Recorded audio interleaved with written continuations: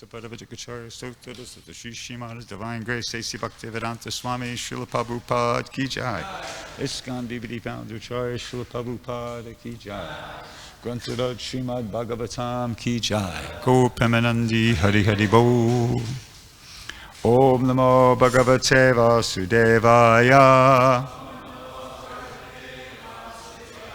Om Namo Bhagavate Vasudevaya. Om Namo Bhagavate Vasudevaya. So, we're reading from the Srimad Bhagavatam, 3rd Canto, 15th chapter, text number 8.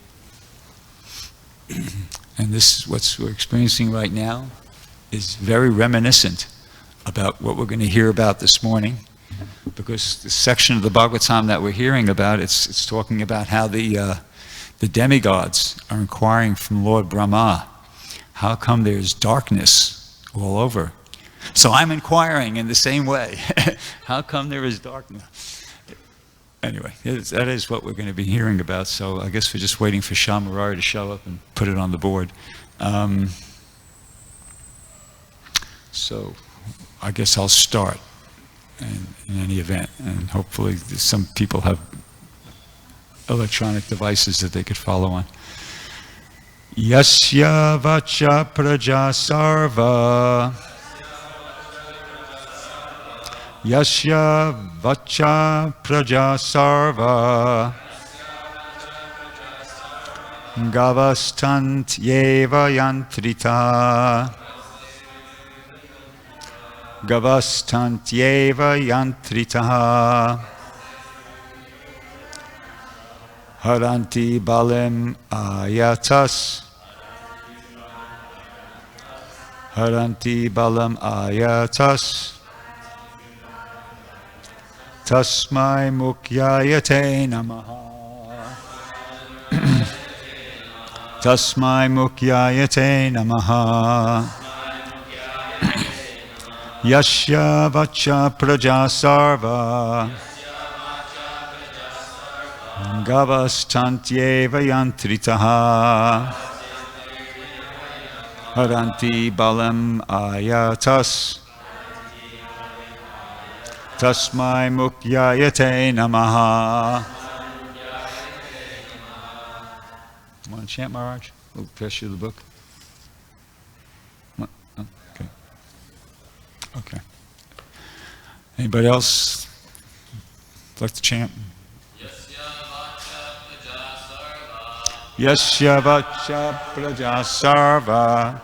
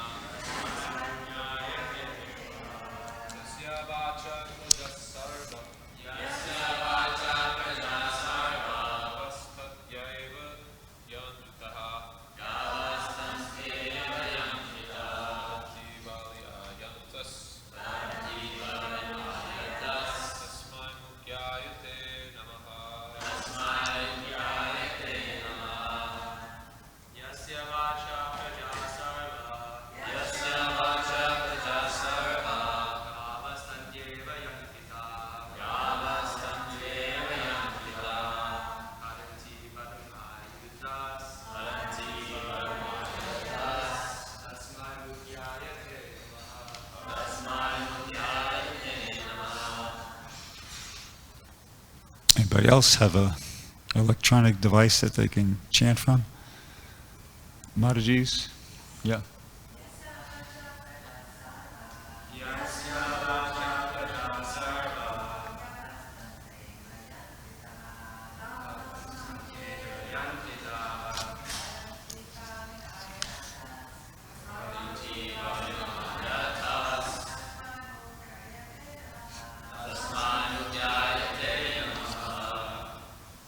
Okay.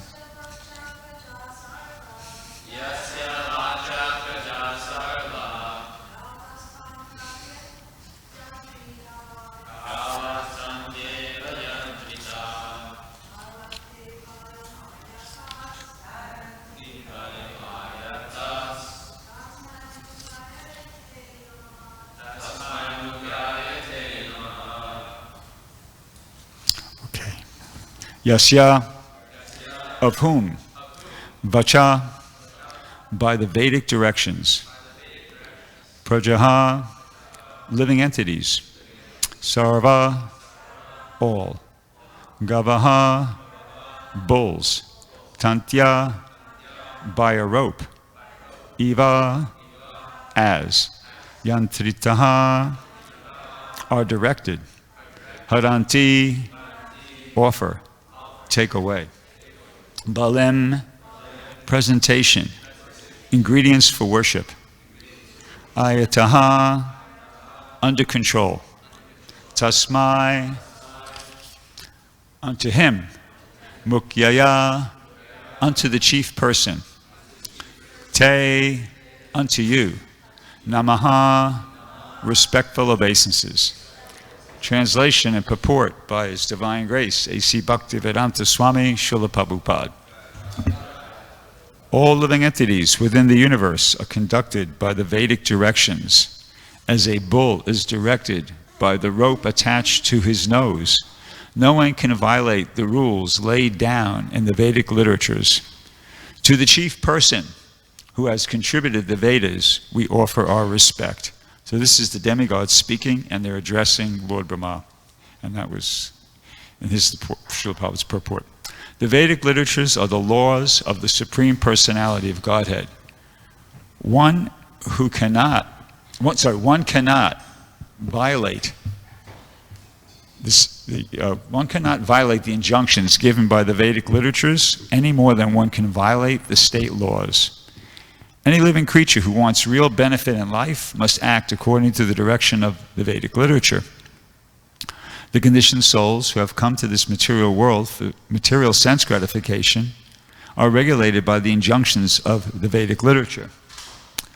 Sense gratification is just like salt. One cannot take too much or too little, but one must take some salt in order to make one's foodstuff palatable. Those conditioned souls who have come to this material world should utilize their senses according to the direction of the Vedic literature, otherwise they will be put into a more miserable condition of life. No human being or demigod can enact laws like those of the Vedic literature, because the Vedic regulations are prescribed by the Supreme Lord. Om Ganatamaram Dasha Jananjana Shalakaya Chakshurudam Militam Yena Tasmai Shri Gurave Namaha Shri Chaitanya Manobishtam Stapitam Yena Bhutale Swayam Upakadamayam Dadati Swapadantikam. So, as I mentioned, this is the demigods who are speaking, and they're addressing Lord Brahma. And the issue is, at present, is that the entire universe has become dark. And, they're wondering what the heck is going on here. I'm going to read the couple verses leading up to this just to refresh everybody's memory. The chapter starts with Maitreya speaking. He says, "My dear Vidura, Diti, the wife of the sage Kashyapa, could understand that the sons within her womb would be a cause of disturbance to the demigods." Okay, so she understood that. As such, she continuously bore the powerful semen of Kashyapa Muni, which was meant to give trouble to others for 100 years. Okay, so that's, this is talking about Diti and Kashyapa Muni, so that's most likely 100 celestial years, right? I would assume. It doesn't say specifically, but Archita shaking his head yes. So we can understand that to be 100 celestial years. Okay, so she's bearing the semen for 100 celestial years. That's a long time.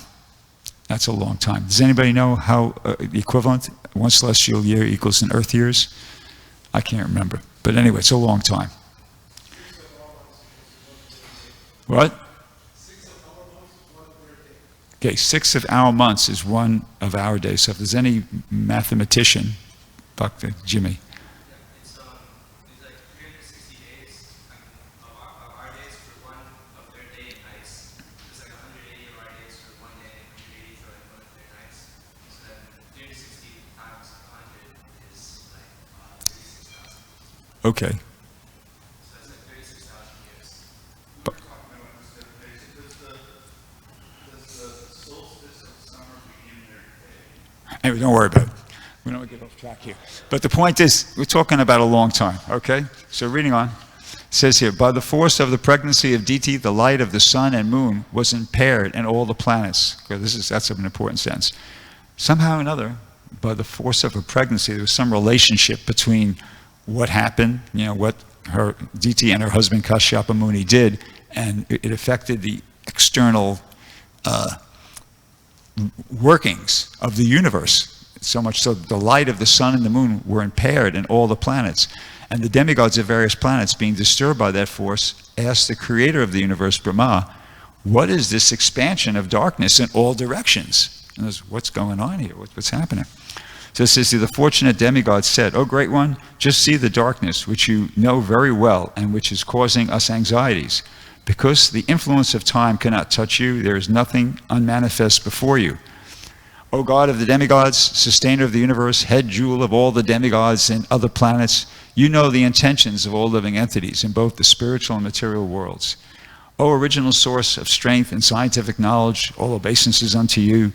You have accepted the differentiated modes of passion from the Supreme Personality of Godhead. With the help of the external energy, you are born of the unmanifested source, all obeisances unto you.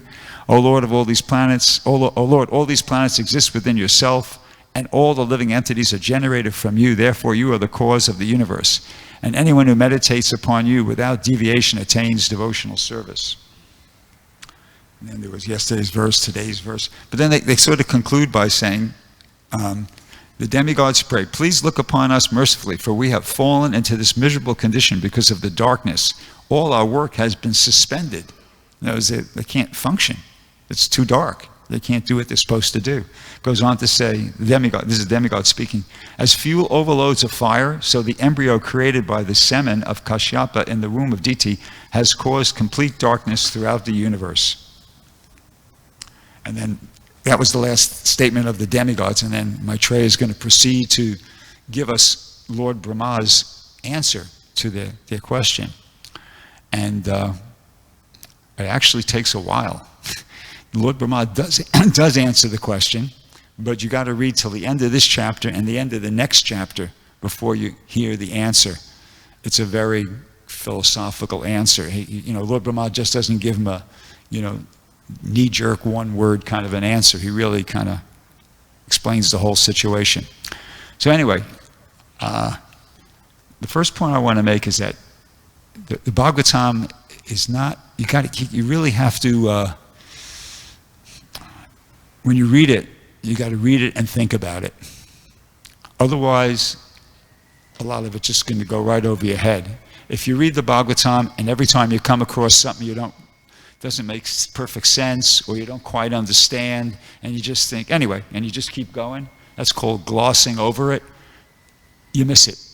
You're going to miss a lot, right?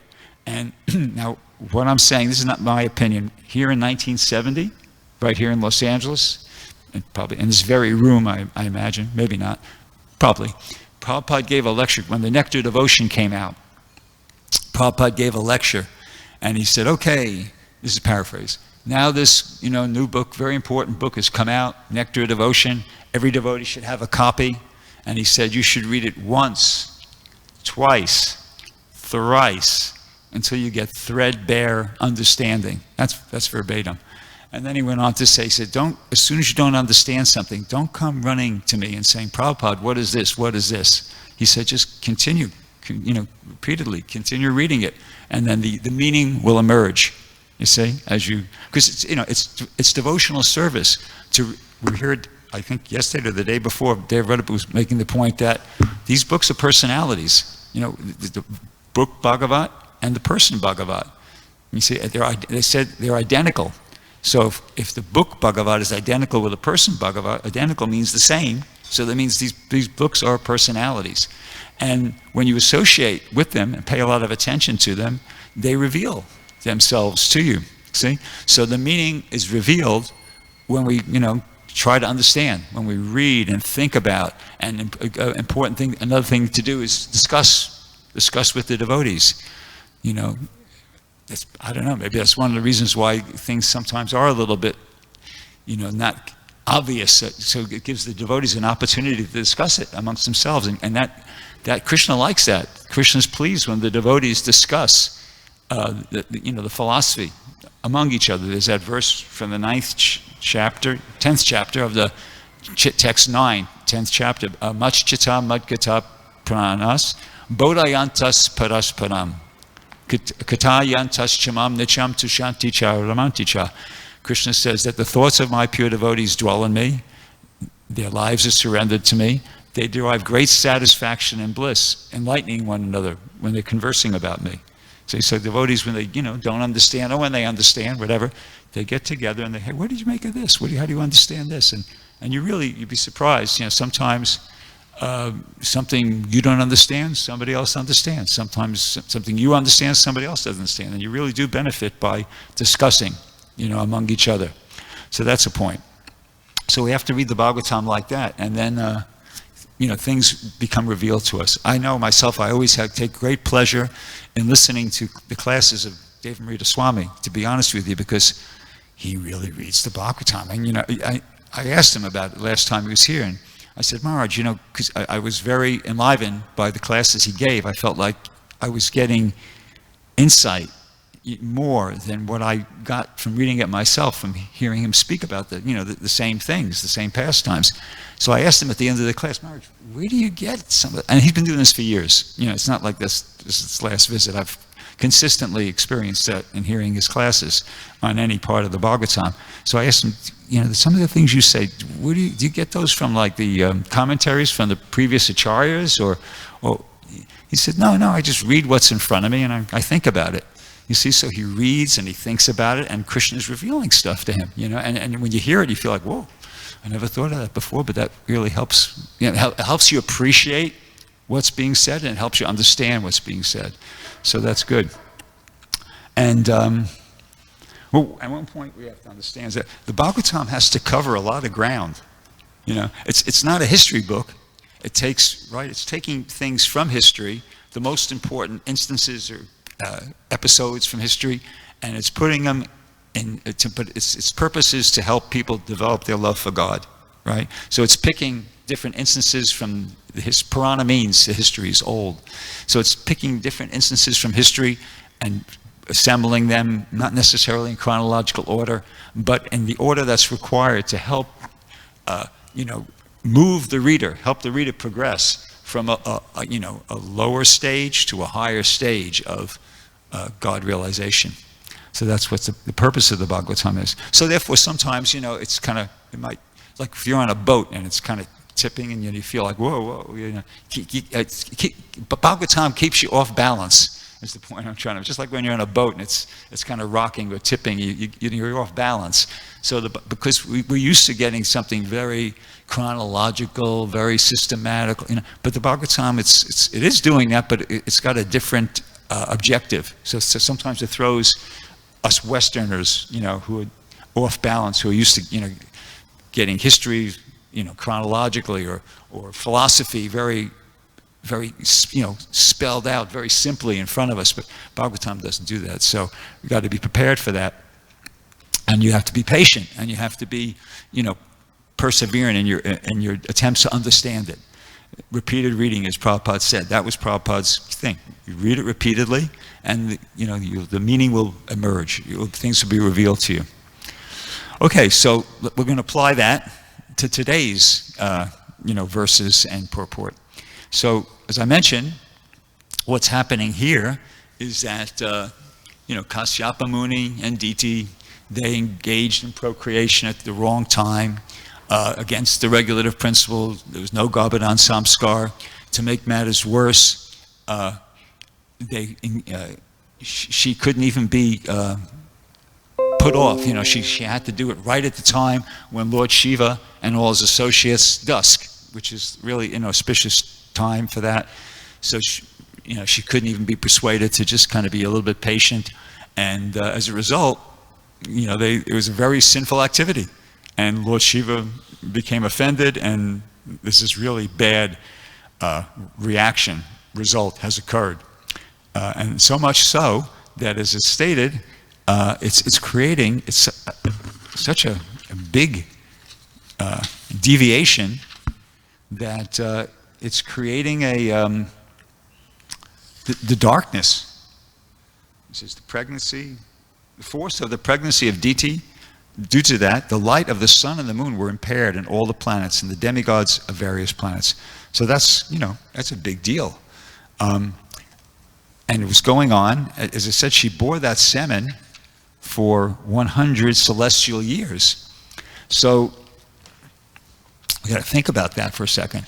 Now, generally, what's it called when there's the light of the sun is blocked or the light of the moon is blocked? What do they call that? Yes, they call it an eclipse. How long do they usually last for? It depends. Seconds or sometimes 15, 20 minutes, pretty much. That's, I did a little research on it. I asked Mother Dwarkarani if that's research. But 15, 20 minutes, okay, is a long eclipse. So that's, that's an eclipse. Now, what we're hearing about here, if you stop and think about it, if you analyze it, this is an eclipse. Because what happens when there's an eclipse? When there's an eclipse, the light is blocked temporarily. So here we're hearing about how the light is being blocked, but not just for 15, 20 minutes. This is an eclipse, basically, that's taking on, going on for like 100 celestial years. This probably is the biggest eclipse in the history of the universe, if you stop and think about it, right? Big disturbance for the demigods. I mean, imagine if all of a sudden all the lights went out here, in the temple. I mean, and it was pitch black. Just try to imagine that. It's pitch black all of a sudden in the temple room. It'd be very difficult, and it stayed like that for days on end. And even outside, it was just pitch black, the whole place, not just here in the temple room, outside, inside. It'd be very difficult to even live after a while. What to speak of get anything done? You can't, right? So this is what the demigods are complaining about. They're not sissies, They're not wimpy guys. They say, hey, this is like a big problem for us. We can't see. We got no light. We can't do anything, We can't perform our duties. So they're going to Lord Brahma to ask him first for starters, to ask him, what the heck's going on here? What's happening, So, what's happening here makes about, I think it was 25 years ago, there was a big volcano erupted in Montana, was it? Mount St. Helena or something like that? Washington. 30 years ago. Mount St. Helena, 40. Anyway, it makes that look like a firecracker going off. what we're hearing about here. That all this, what do they call it when, not effulgence, but all the ash, that's right, thank you. Volcanic ash went all over the place, and there was darkness, through a big region, miles and miles and miles around were affected by this volcanic ash. It was even, in the middle of the day, it was kind of like very dark out because of the effect of that. So that's nothing compared to what's going on here, just to make that point. So anyway, we have to, as I said, if you read, and as you're reading, if you kind of stop and when you kind of you don't quite understand something, or you can't see the relevance in it, read it again.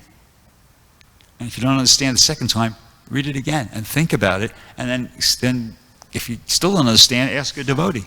Ask somebody else, hey, what do you make of this? How do we understand this? Like that. And Krishna will reveal. You'll get further understanding, and that's important because then you'll appreciate the Bhagavatam more when you understand it more, and then when you feel, yeah, this is relevant, this is interesting, and then that'll help you. It's an impetus to read it more and get more, study it more seriously. So as far as today's verse go, let's see if I think we can come up with another example of that. How you have to think about what you're reading. It says here in the translation, all the living entities within the universe are conducted by the Vedic directions. Okay. As a bull is directed by the rope attached to its nose. All right. Heard that example before. The nose is a very sensitive spot for the bull. So even though it's a big, powerful animal, for those of you who are brand new and maybe don't know, it's because it's such a sensitive spot. They put the ring through the nose of the bull, and they just tug it a little bit this way, a little bit that way, and they can control the whole animal. Amazing, as big and strong as it is. Same thing, Prabhupada said in one lecture here in Los Angeles, that if you want to control a bull, you have to control its nose. If you want to control a horse, you have to control its mouth, actually. Mouth is the sensitive spot for the horse, and that's why they put the bit in the horse's mouth, and they control the horse by the bit in its mouth. So, as I said, Prabhupada said that. So it goes on to say, no one can violate the rules laid down in the Vedic literatures. Okay. And Prabhupada says in the purport, he says, one cannot violate the injunctions given in the Vedic literatures any more than one can violate the state laws. All right. Well, now this is a question for uninitiated devotees. What does that mean? I mean, people violate violate the laws laid down in the Vedic literatures all the time, and people violate the state laws all the time. So what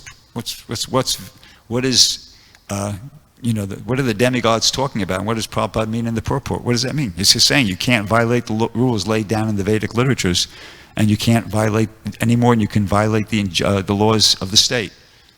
But we see it's happening all the time. It's practically nothing but violating the laws. So it's a question for anybody's uninitiated devotee. Yeah. You can violate the laws, but you can't escape any consequences. Okay, there you go. That's it. Simple answer. You got to think and come up with an answer. Right. You can do it, but there's consequences. That's what Prabhupada's saying here. You can violate those laws, but there's going to be a consequence. And then he goes on in the purport here. So now, as I mentioned, Lord Brahma eventually gets around to answering the question of the demigods as to what's going on here. But before he kind of lets the cat out of the bag, so to speak, he tells him the whole story.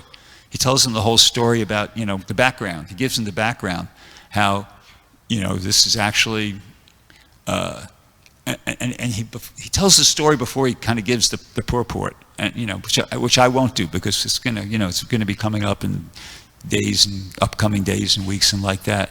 But after he tells the whole story about how, it started off, it's actually the beginning, this story begins in Vaikuntha with, in the Jai and Vijay and the 4 Kumars, and he tells the whole thing, tells the whole story. But then at the end of the whole thing, then he finally gives him the answer. But it takes, as I said, it takes approximately 75 statements of Lord Brahma before he gets around to really explaining to him what's going on. And so he says,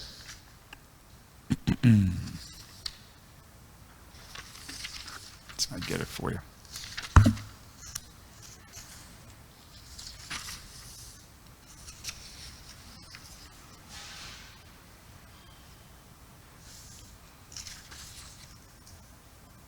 Okay, well, I had it marked off, but I lost it.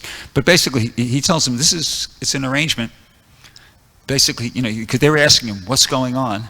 And in so many words, his response to them is, okay, look, it's an arrangement of the Supreme Lord.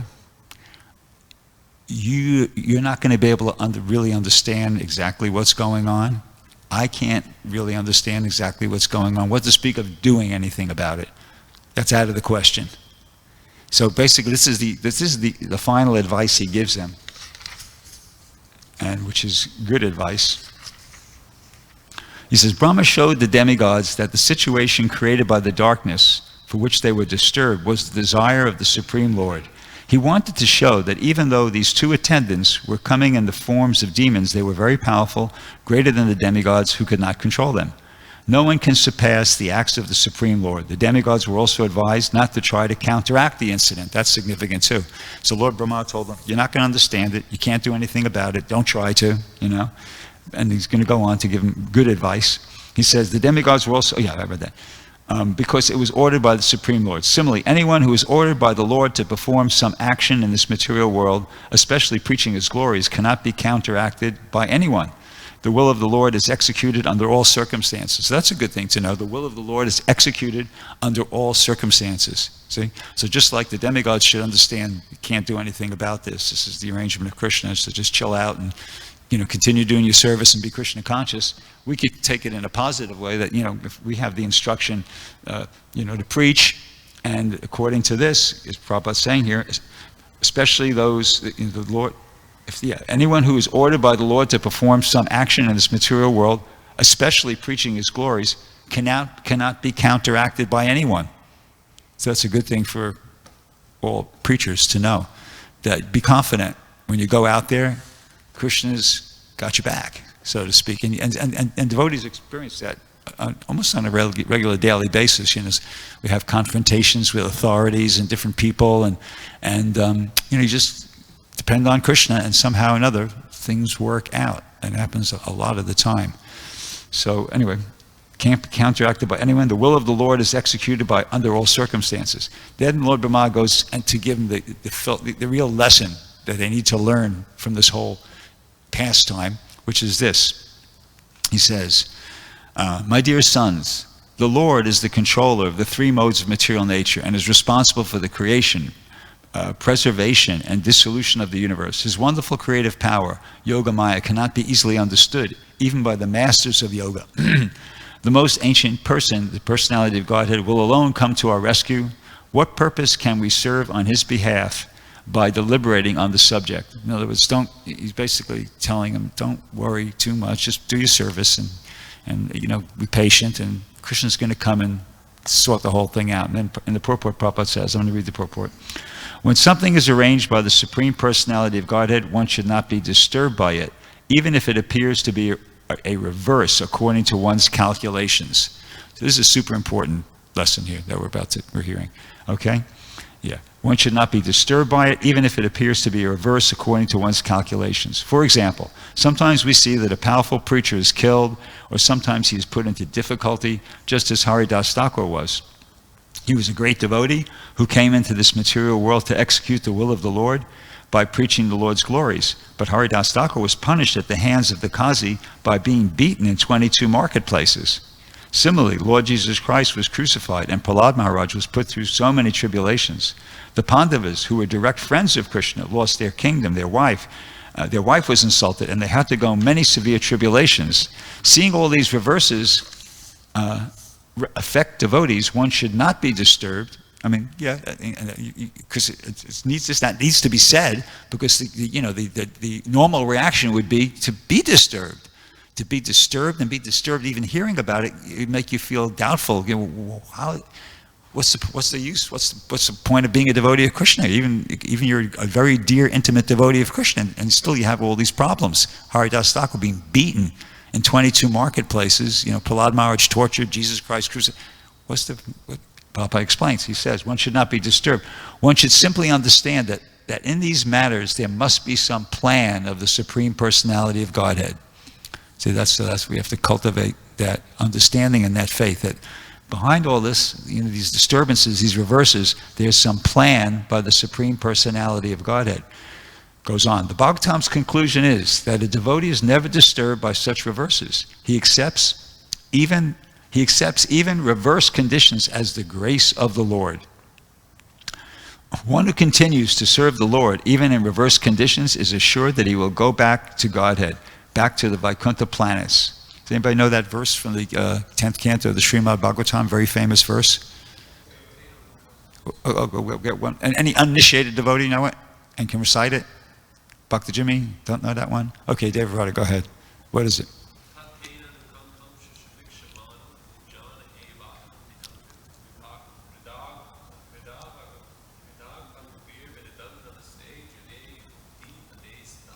Translation, nice and loud. Translation is that those who undergo, who simply tolerate the reactions of their previous karma while simultaneously taking shelter of the Lord with their mind, body, and words, they are the rightful inheritors of the kingdom of God. Right. And Prabhupada talks about that. You want to repeat it again, but louder?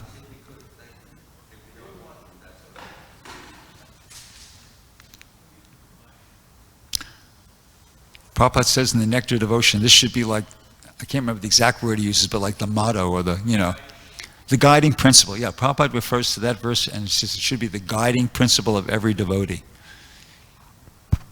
Okay, so now we're going to hear it amplified. Yeah. Those who simply tolerate the reactions of their previous karmic activity, the suffering that comes along with those reactions, but simultaneously continue to take shelter of the Lord with their mind, body, and words, they become the rightful inheritors of the kingdom of God. Jai. So Prabhupada concludes the purport by saying, Lord Brahma assured the demigods that there was no use in talking about how the disturbing situation of darkness was taking place, since the actual fact was that it was ordered by the Supreme Lord. Brahma knew this because he was a great devotee. It was possible for him to understand the plan of the Lord. Okay. So anyway, the lesson is there that, one who continues to serve the Lord, even in reverse conditions, is assured that he will go back to Godhead, back to the Vaikuntha planets. So, when we're in these reverse conditions ourselves, we shouldn't, don't take shelter of whining and crying about it. Just, you got to, shoulder it and just persevere, continue with our service, continue taking shelter of the philosophy, chanting and all the things we're, doing, associating with the devotees, and with that faith that, okay, Krishna's got a reason why he's doing this. I'm going to learn something from this. I'm going to be benefited in some way. I just have to, persevere, carry on, and everything will, in the long run, everything's going to come out very much, auspicious and beneficial like that. So I'll stop there. Does anybody have, Ravendranath Prabhu. In your lecture, didn't you mention about the diminishing the light of the sun, the moon, is because there was an eclipse for 100 years? Or Well, no, I likened it to an eclipse. I mean, it doesn't say specifically it was an eclipse, but it had the effect of an eclipse in that, it's saying the light of the sun, and both this light of the sun and the moon were diminished. Yeah, diminished, so much so that the demigods had to go to Lord Brahma and ask him, what the heck's going on here? And this is this is a big problem for us. Can you explain to us what's going on? Can you do something about this? Because Lord Brahma is like head and shoulders above all the other demigods. I mean, he's really a very high, big personality in relation to just ordinary demigods. So they were hoping he could shed some light, that's a pun, on the subject and do something about it. But yeah, so it was like, in effect, it was like an eclipse. Technically, I don't know if you call it an eclipse, because it wasn't like some body moved in front of some other body necessarily, but that was the effect of that sinful activity that was engaged in by Kashyapa Muni and Aditi. it's just a technical point that when there's an eclipse, it's either, an eclipse of the sun or the eclipse of the moon. They don't happen simultaneously. Right, exactly. So it wasn't, technically speaking, it's not an eclipse, but it had the effect of an eclipse. Okay. And it surpassed. It's interesting because it's, they're the demigods. The demigods are supposed to control these types of things. Generally, it's under their control, what's going on in the, the universe. But this was beyond their control.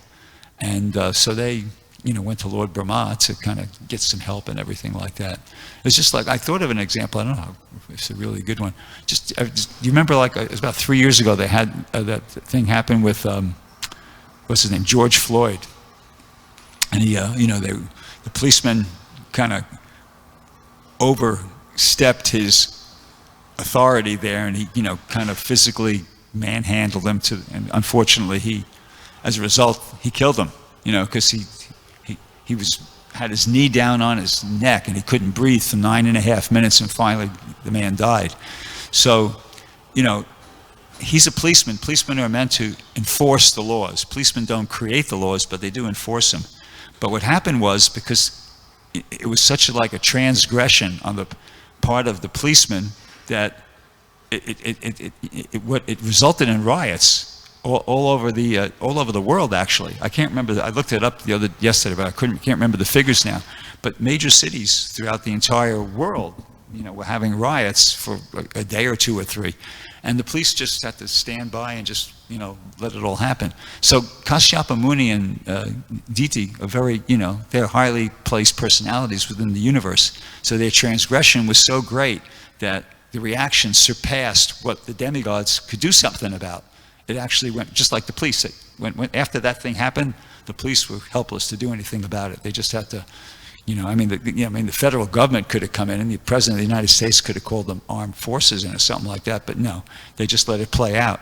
So it's something like that. This transgression has gone on at a very high level, and as a result, there's a reaction that's even surpassing the demigods, who are normally the controllers of this kind of stuff. But the transgression was so great that the reaction is surpassing their ability to do something about it. So they're appealing to Lord Brahma to what the heck's, what's going on here? Can you do something about it? And Lord Brahma explains the whole thing to them ultimately. Does that make sense? Okay. Any other question?